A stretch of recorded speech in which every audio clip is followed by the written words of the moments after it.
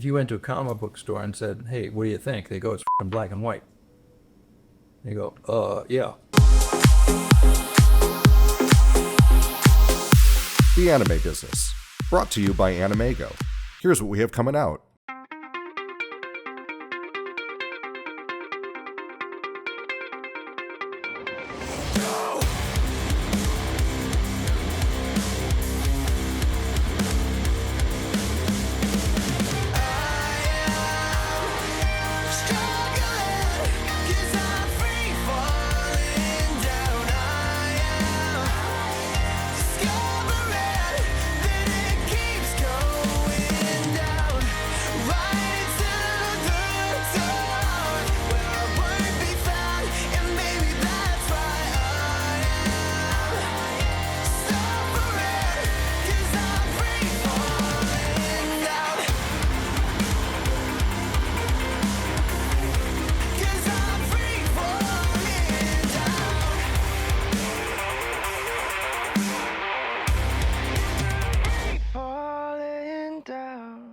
Buy it today at MediaOCD.com for an exclusive slipcover, or from other anime retailers.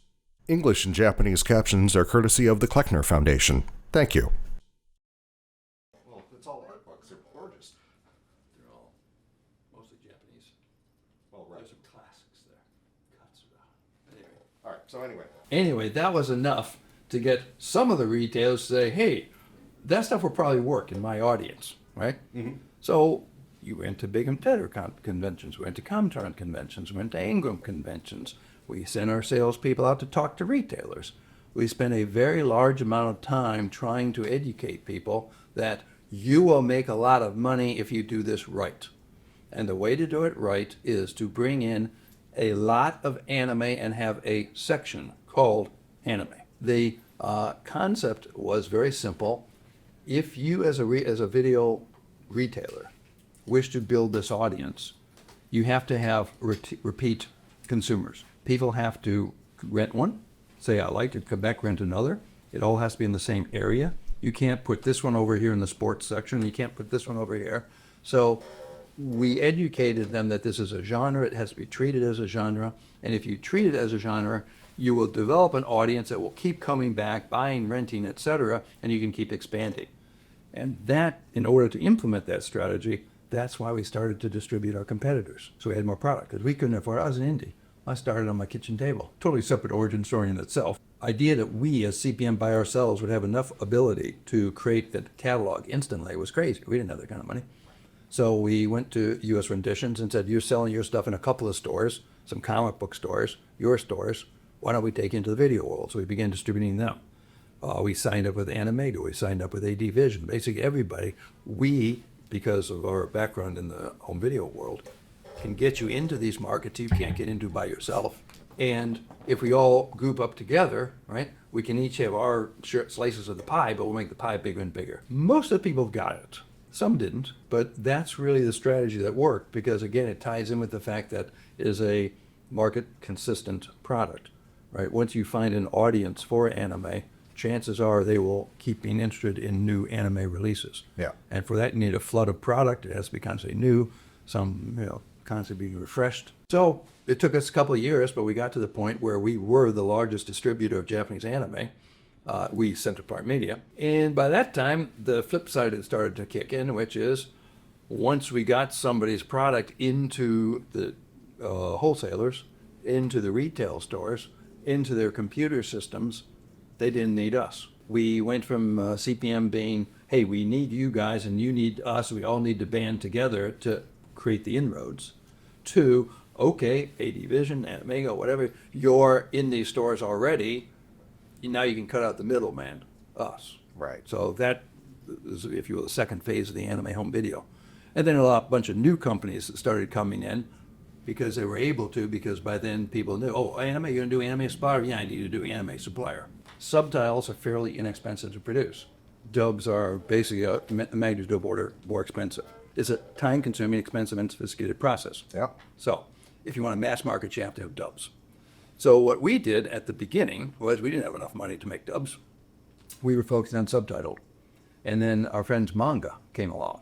And I'm talking about the original manga video guy, Andy Frayne. He came to us and said, listen, he worked for Chris Blackwell, Island Records. Yes. Okay, I only had Island Home Video. Yeah. And they had acquired Akira, just as a movie. Yeah. He had no clue. But then, when they released Akira, he noticed, oh, there seems to be this sub-cult of anime fans. Maybe we should get more. And to sell them, right, we should probably have dubbed versions. England is a very small country. So he came to us and said, you're buying for North America because you can't afford to buy worldwide rights, right? I'm buying for Europe, right? How about we go in together, go to Japan together, right? Meet with the licensors. You license, you have identical contracts. Yours says North America, ours says Europe, right? And we split the cost of doing the dub as a co-production. That made it, the timing was perfect because we were just coming to the point where there was enough of the market acceptance that we could do this. We started dubbing, I forget which our first couple of ones were, probably Dominion. Eiko was first, and Eiko? then Dominion, yeah. Okay. Yep. Andy was a great guy to deal with. A lot of fun. He said that, told me one time, he said, Chris Blackwell, wants to buy your company. Can you fly down to Jamaica to talk to him? He said, oh, well, yeah, he's going to be busy today, but maybe tomorrow, right? Okay. Yeah, he's sort of tied up. But how, going to be around a couple more days? I said, well, we're here to meet with Chris. And he wanted to buy the company. The problem was he didn't want to pay for it. Mm-hmm. He said, listen, let's do this. Like, we'll just, merge with you. We'll merge you into manga. And then, you can have a job with us and, maybe I'd share the profits. So I expressed similar. I said, well, generally, if you wish to buy a company, there's this thing called stock, and there's a per share price, and there's a capital value, and you make an offer based on, expected earnings, revenues, whatever you want, EBITDA, I mean, there's all kinds of different ways. Maybe an offer. I said, well, my offer is pretty simple. Either do what we want, or we'll just crush you in the American market. Well, knowing you pretty well, I'd imagine you took that as a personal challenge. I think I was polite in my response. Left it on a professional level. And thinking to myself, good effing luck, right? And Andy apologized profusely for the situation because he realized it was a little bit out of line. Yeah. And he and I remained friends. And then when manga came into America, they hired a gentleman from the record business. And he sort of took over. Andy, I'm not sure how it ended up for Andy, but he ended up running his own production company.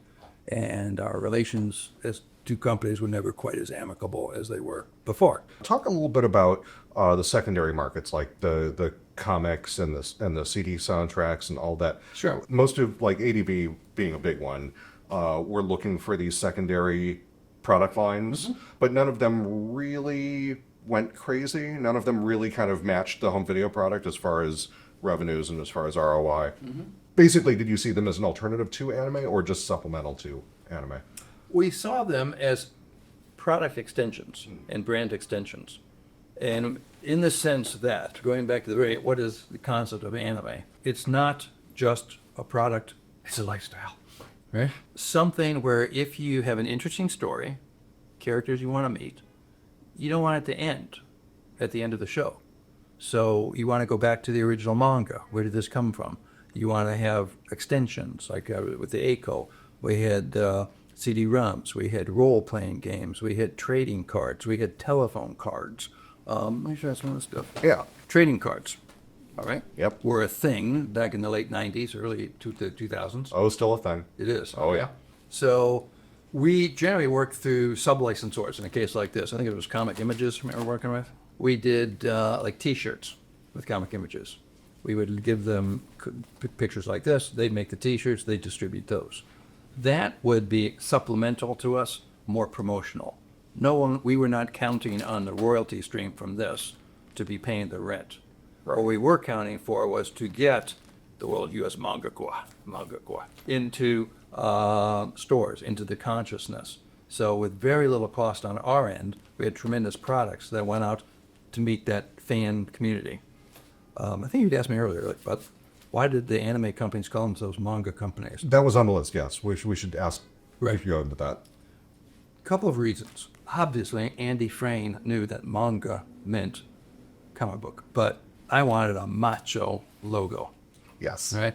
I wanted Look at that. What does that remind you of U.S. manga? Military.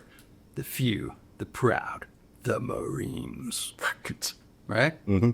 Because who is our target market? Young men. Right. Okay? Hot babes.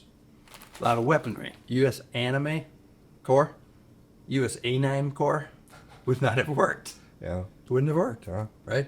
So U.S. Manga Corps was our male-oriented line. So then stuff like this, these were telephone cards. I don't know, do people use telephone cards today? No. They're gone. Yeah. So these are collectibles. Absolutely. Hey, Sotheby's! So in a case like this, we were sublicensing to somebody else, right? B&J Telecard Company. And again, the concept was, we'll give you all the artwork you want, like Roskidochi, Legend of the Overfiend, Empty Geist, right? We'll get to that. Right? Project ACO, right? Janocyber. So we would license them the artwork. They pay us a couple of pennies, you know. It was not, this was again not a money maker. This was promotion. Extend the product line, get people like, oh, people buy telephone cards. What is this thing? Demon City Shinjuku. What? I never heard of it. That's what we would call the supplemental products. A role-playing game right here. We're not in the role-playing business, no. But I don't even know if we charged them. I think we might have had to charge something up here to pay off the licensors. Otherwise, we wouldn't have been able to do this. But again, here's a world where there's a whole world. This is Protoculture Addicts, which was one of the early fan magazines. Right. And people who play Dungeons and Dragons and things like that. There are overlaps with anime, not 100% overlap. So this is our way of getting into those communities and educating those markets about our products. So this would be purely supplemental. But when it comes to like soundtracks, soundtracks were our product. We didn't sublicense them out. And this was more fan service, right? Project Echo soundtrack happens to be a very good one. So this was something that we did ourselves, knowing that we're not in the music business. If we have a good soundtrack, we've got something to put it out on manga music, we called it. Because again, A9 music just wouldn't sound good, right? Manga music is manga. Yeah, manga music. We want to talk about the two product lines. Sure. Video was one, and the comics, manga. Right. Those are the two pillars of the company. We had some, as I mentioned, manga music was just to fill in some gaps. If you got something, put it out. We didn't lose money out of that, but they weren't being money makers. Sure. And then a lot of other stuff you just license out so that you expand the awareness of the concept, the product, the titles. Kind of similar to the Japanese media mix strategy. Very much. That's exactly what it is. Yeah, it's a good strategy. Yeah. Laser discs, we didn't pay do them ourselves. We licensed them out to people like Image Entertainment. So this was just service again. Like people who own laser discs tended to be otaku, right? Yep. So here is a thing on this. It's also nice because it's like a 12-inch LP. Yeah. I mean, you got your It's artwork. good artwork. When we got into publishing books, however, that was to be a very serious division. So we hired serious people who knew what they were doing most of the time. CB knew what he was doing. Some of the other editors I had in charge didn't quite know what they were doing. So let's here's my history of the manga world. Sure. August of '85, Ben done. And so Ben launched Mangazine, right? Yeah. The first really independent U.S. comic book, which contains fan-based stuff as well. Well, I don't have a Manga Gene with me now, but we've got his Ninja High School, Ah, yes. right? And we had mentioned when we were talking about piracy, this is one of the things we saw that made us aware of the fact that there was a market, because if people are making pirated comic books and printing them and selling them, there's a demand, right? So that's why when we did the Project ACO, we brought Ben Dunn in to do it with us. Oh, that's great. Very happy to work with him on that. Anarchic Press did Ninja High School in '86, right? Wow, that long ago. Yeah, May of '87. First translated manga appear in the U.S. Do you know what that title was? Is that My the Psychic Girl? By the Psychic Girl, Area 88, Legend of Kamui, and Lone Wolf and Cub. Right, the Viz, or French v. Viz titles. Studio Proteus, which was Torrin Smith. Right. And Seiji Horibuchi. This is Seiji's contribution to the world. You heard Torrin passed. I did. When? Oh, I liked Torrin. He was very good Japanese. I've always had an admiration for people who speak Japanese much better than I, and he was one of them. Jonathan Clements has some good stories about him. So in '88, Torrin Smith set up Studio Proteus on his own. All right, started to work with Dark Horse Comics, so that put Dark Horse into the manga world. November of '88, Viz separated from Eclipse Entertainment and became Viz itself.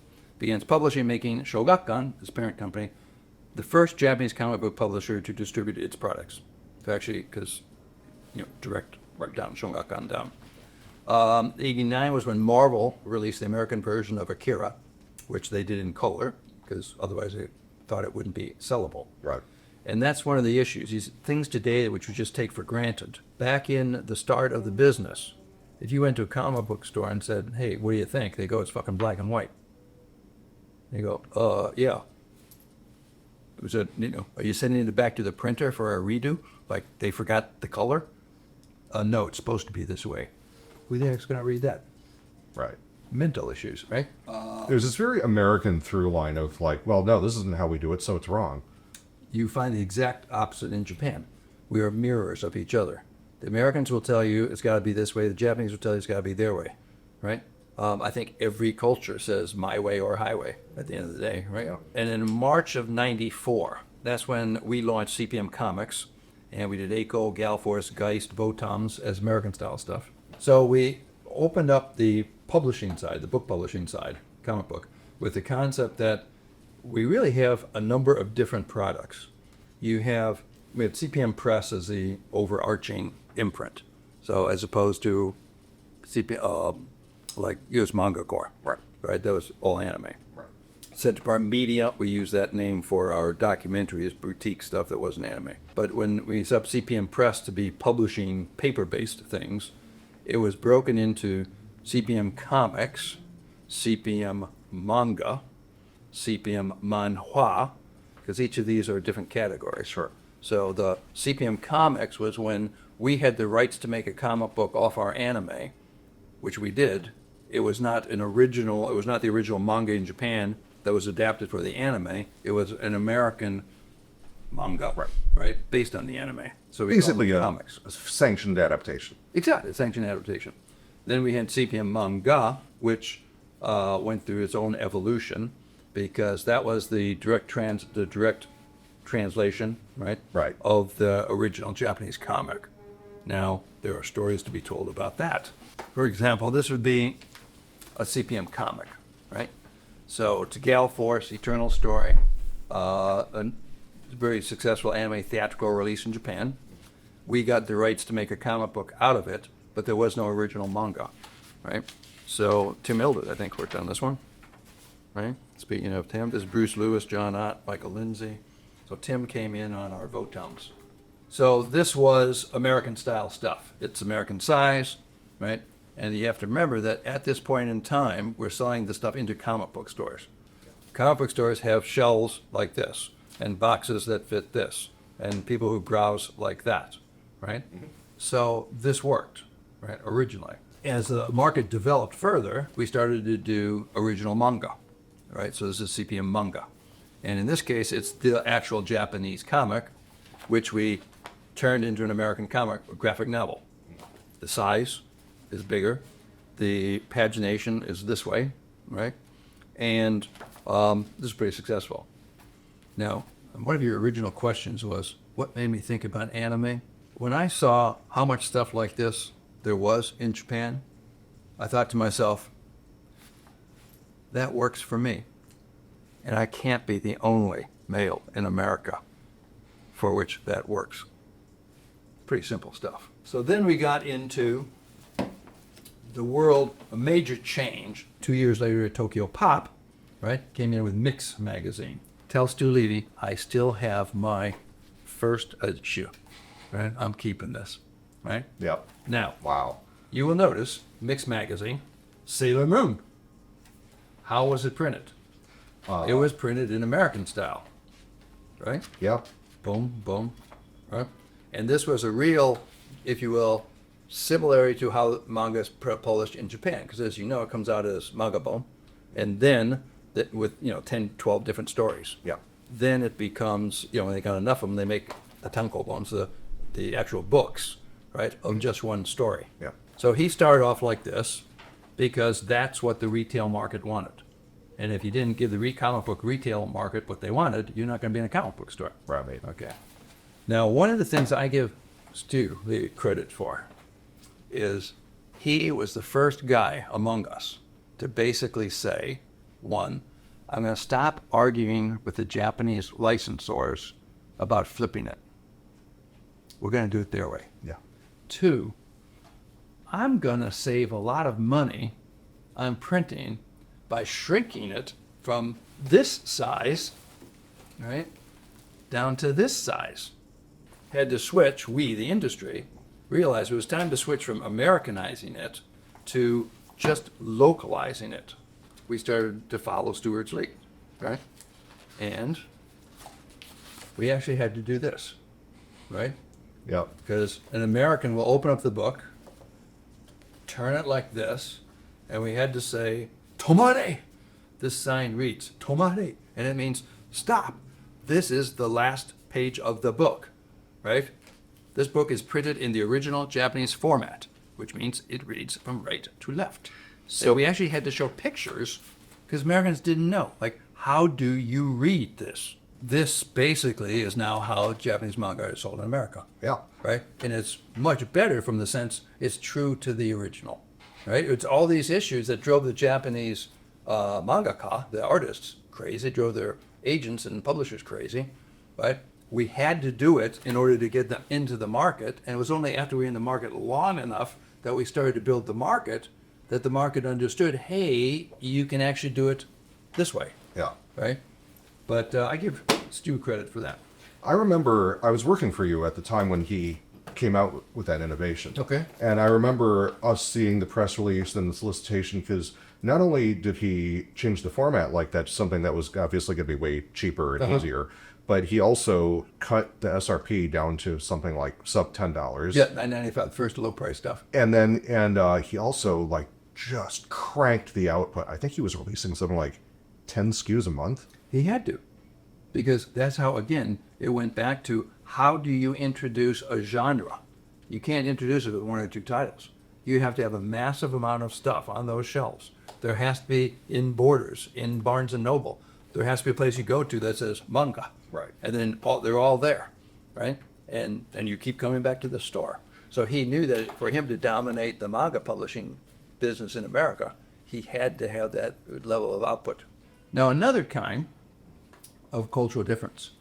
Are you familiar with a company called Shueisha? Oh, of course. We're over in Japan, talking to one of the heads of their international department, a guy named Makino.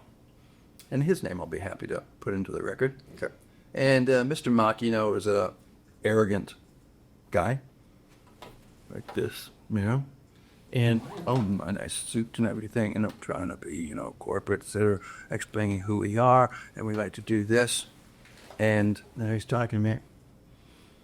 He goes, 簡単に言うとさ、おめえと取引したくない。Simply put, we don't want to do business with you. I said, oh, why not? He says, まず、俺たちの少年ジャンプはあんまり売れているから、おめえのお金は全く意味がない。いくらもらっても意味がない。And I said, he just told me they're making so much money from Shonen Jump that nothing we could possibly pay would be meaningful to them. But he used the words ome, which is one step above kisama. And kisama is what I call you if I want to start a fight with you. Kisama, ore no koto wa nameru da. Well, yeah, you were using like almost Yakuza speech there. Yeah, he's talking to me. Yeah. I'm using omusha, Yeah. right? And he's calling me omai and ome. And that's where I realized this guy is an effing asshole. And if he's the guy in charge of Shueisha, why am I going to spend any further time here? So that was it. That explains why no one but Viz released Shueisha product for a decade. Well, Shueisha, Shogakukan are the, with the Otowa group, no, Hitotsubashi group. Totsubashi, yes. Hitotsubashi, right? So, and then the last thing he said, right, just to finish this up, says, お金のことだけではなくて、一番大事な理由はさ、says, and it says money's not the most important thing. The most important thing is 外人と取引するのは嫌なんだ. He said, it's a pain in the ass to deal with foreigners. 外人. That would be somewhat like a southern sheriff saying, boy, we don't want you kind in our town. Shueisha was known for that, Yeah. so that's made them very difficult to deal with. Even other Japanese companies hated dealing with them. Correct. Yes. Right? Because of people like that. Kodansha had their issues. Kadokawa had their issues. But they were at least polite. Right? But Shueisha was just upfront, in-your-face, obnoxious, right? And, again, to put it from a business point of view, why would any of those lazy salarymen want to bother dealing with the hassle of writing a contract and reading it and sending materials off, et cetera? Because it would be insignificant. We gave them $1 million, so it would have been meaningless to them. As you know, and I'm going to speak in very general terms, right? Japanese culture is different from American culture. Everything I say, there will be an exception to, of course. Yeah. Right? Generally speaking, Japan is a group-oriented society. America is, at least used to be, an individual-oriented society. Those devils. Okay? Compared to Japan. Decision-making in Japan in a Japanese company is a very slow, torturous process. Because until everybody agrees, right, nothing's going to happen. In America, top dog says, let's do this, and it gets done. The founder of Sony, Akio Morita, used to say the difference between Japanese business and American business is the difference between a mikoshi and a routine.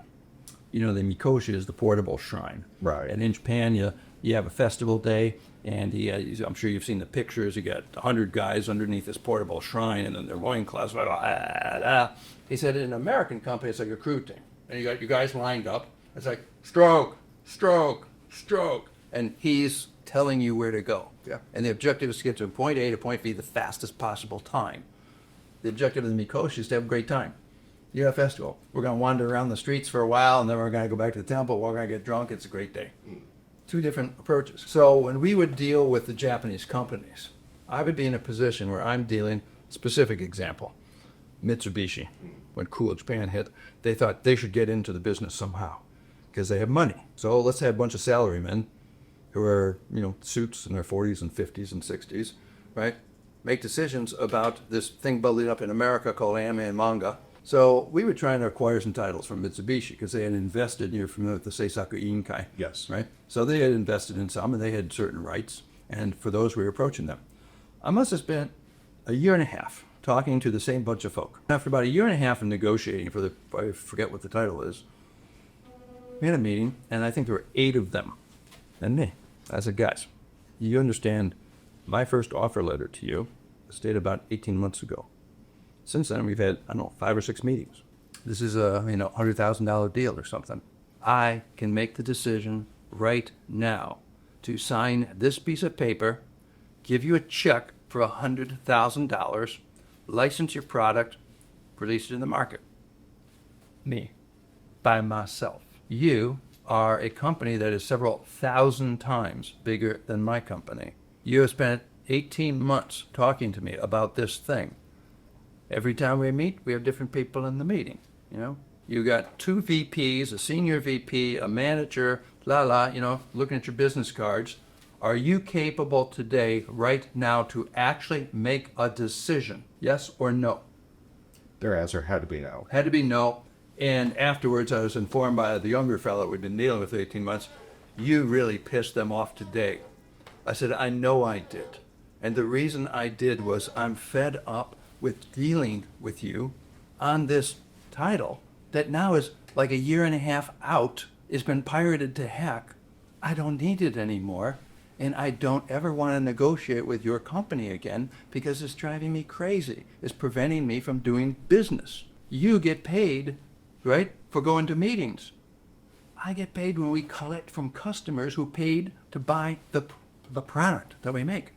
It's a different situation. So that was one kind of a cultural difference between Japan and America. You have to have a lot of patience. I often say, if you have patience and a sense of humor, you'll do great dealing with Japan. But you need both. Shedding light on this, going back to our friends at Nippon Shippan, U.S. rendition. Yes. Right? I was talking to them one time. I was talking about how hard it was to do business with some of these companies. And what he told me opened up in my mind a realization that was truly like a light bulb going off. If I say Sony, have you heard of Sony? Oh, yeah, of course. Honda? Of course. Okay. The products that they make. Cars. Cars. Honda cars. Yep. Follows the laws of physics? Yes. Physics is the same in Japan as in America? Onaji desu. Onaji desu. Okay. Now, how many Americans know the word shogakukan? Shueisha. At the time, 0. 0. Why? What were their products? Nobody knew at the time. But the products were not physical products following the laws of physics. They were cultural products. So take two kinds of Japanese companies. Your Mitsubishis make great cars, the Hondas, right? You got the publishing company, the TV companies, right? Yeah. These guys make products that work everywhere in the world. Now maybe you change the 240 to 120 volt or something, Yeah. but it's physics. It works everywhere. Over here, it's culturally bound. For the entire period of time, until we, the anime business, started to talk to these people, they did not do international business. How can they send, a screener or, a book over to Harp and Row? Because Harp and Row say, it's in Japanese, I can't read it. Right. Well, you're not going to translate it to show it to them, unless it's like one of 1,000 or something. So as the Nippon Shupan guy said, the companies you used to deal with, like, the big Japanese companies, they all understood the importance of international markets, and that's where they put their smart people. It says, in my company, we're all domestic, right? We don't do any international business. So we put all of our stupid people in the international business division because there they can't harm us because there's no business to mess up. Now, this might have been 94, 95, 96, something like that when he told me that. And just light bulb went off in my head. I said, that is so true, right? Who are the sharpest people at Honda, right? Other than the engineers, right? They're the guys working in the international marketing because you got to go to each country. There's different rules. So it's this. You got to learn it. You got to really pay attention to it, etc. Much bigger market. They put the sharp fellows over there. Domestic company. Why don't people know Shueisha, Shogakukan, any of these companies, Shinshosha? Because they're unknown because their products are culturally bound. And moreover, because they have accepted that, they don't expect international business. They don't invest in it. They don't want to do it because, and this was the second thing he told me, he said, let's say that you give a Japanese company a lot of money this year because you bought product, $500,000. You know what they're going to think? I'm going to think they're going to be happier in the turtle because they made $500,000 more than the year before. He said, no, John. What they're going to think is, oh my God, this guy randomly came into my office, asked for a meeting, gave me a check, took some stuff that was sitting in our closet that we had no idea what to do with. How would I ever be able to do that again? So next year, my sales would be down $500,000 and everybody think I'm an idiot. You would be the idiot. They would be corrected in that, but for the wrong reason, right? Yeah. I hope that was useful to you. That was everything I was hoping for.